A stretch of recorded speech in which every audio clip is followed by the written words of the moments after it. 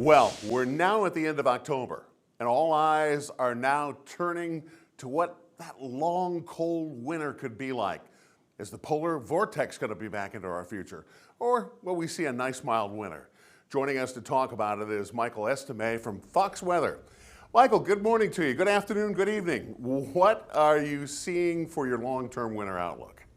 Hey, Mark, good morning, good afternoon, and good evening to you as well. And I got some good news if you are not the biggest winter weather fan. Although if you're in Chicago, you look at, Bunker Hill and Sledding Hill. They're just in the Wicker Park area, and you're like, I want some snow to go sledding.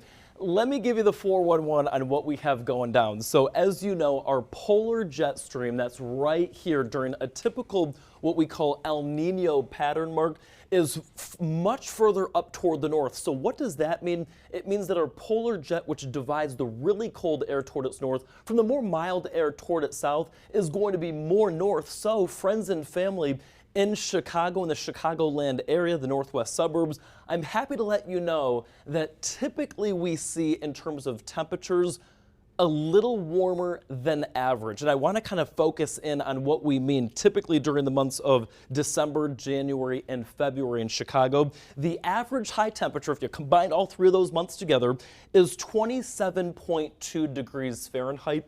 And what we mean here, Mark, when we're talking about warmer than average is if 27.2 degrees is average and we average, say, 30, then technically Chicago would be a little warmer than what we would typically see. So it's not like you go from 27.2 to like 72 degrees all 3 months. That's clearly not going to happen. But a little warmer than average is what we're anticipating because of a strong El Nino.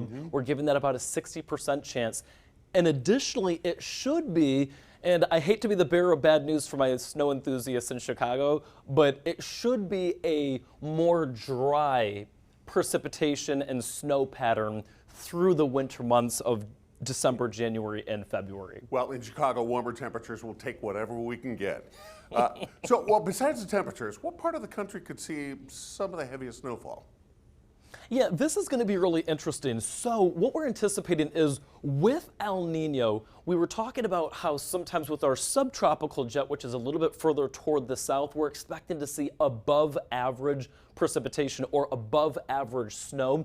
So notice where the above average precip is going to be, stretching from parts of the mid-Atlantic, the southeast, and even the central plains. That does include friends and family from Dallas, Fort Worth, through OKC, Oklahoma City, and then toward the mile-high city of Denver. So those would be areas that would be a little bit more favored for seeing above average snow. What I think is really interesting in Chicago itself is that you guys saw your snowiest season back in 1978 and 1979. Mark, I think you might remember this one, nearly 90 inches of snow picked up in that specific season. I can only imagine what that looked like trying to climb through, to get to and from.